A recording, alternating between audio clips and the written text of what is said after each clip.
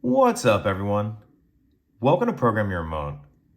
Today we're going to take a look at how to change the battery in a GMC Yukon key fob. So this key fob is going to be for the GMC Yukons, the 2015 to 2020 model years. And this is only going to apply to the Yukons that have a push button start ignition. If you have a regular turnstile ignition, your vehicle uses another fob, and we'll cover the battery change for that in another video. But for this one, we are looking at the vehicles that have a push button start ignition.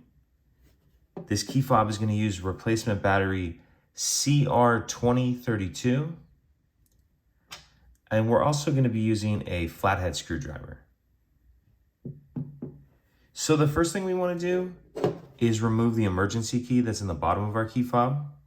That's done by pressing this button on the bottom, and then the emergency key will slide out like that, and we can just set that to the side.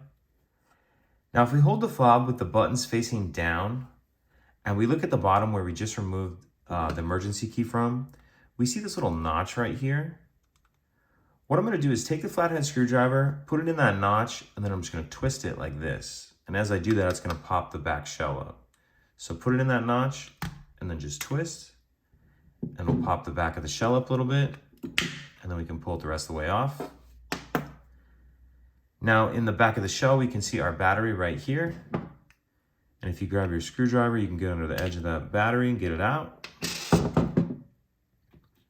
Grab our new battery, and we want to make sure that we're installing that with the plus side down on the back of the case like that.